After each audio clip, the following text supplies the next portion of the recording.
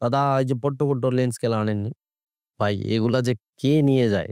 অথবা ৭০-২০০, ৭৫-৩০০ এগুলা লেন্স দিয়ে আসলে ইভেন্টে মানে আমাদের সনাতনীদের রিচুয়ালে সেগুলা দিয়ে ছবি তোলা বা ভিডিও করা কোনটাই সম্ভব না। আপনি যখন আউটডোরে যদি শুট করেন সেক্ষেত্রে আপনি সেটা ব্যবহার করতে পারেন। কিন্তু ইভেন্টের ভিতরে সেই লেন্সগুলো দিয়ে কোনো কাজের নেই। এখানে ৭৫-৩০০ অথবা ৭০-২০০ অথবা ৫৫-২৫০ এই লেন্সগুলো দিয়ে ছবি অথবা ভিডিও কোনটাই হবে না। কারণ কি? সেগুলো অনেক দূরত্ব লাগে। সেখানে অনেকটা জায়গা লাগে। পিছনে যদি আপনার স্পেস না থাকে, সেই লেন্স আপনি সেখানে ব্যবহার করতে পারবেন না। আবার অনেকেই মনে করবে কি? যে এই ছোট্ট লেন্স, ইগিনা লেন্স দিয়া কাম হবে। ঠিক আছে?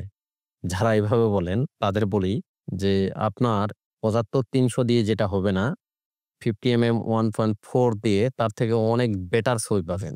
24 1.8 দিয়েও অনেক বেটার ছবি পাবেন। 16 mm 1.4 দিয়ে আপনি অনেক বেটার ছবি পাবেন। 28 দিয়েও আপনি ভালো ছবি পাবেন। এগুলো হচ্ছে প্রাইম।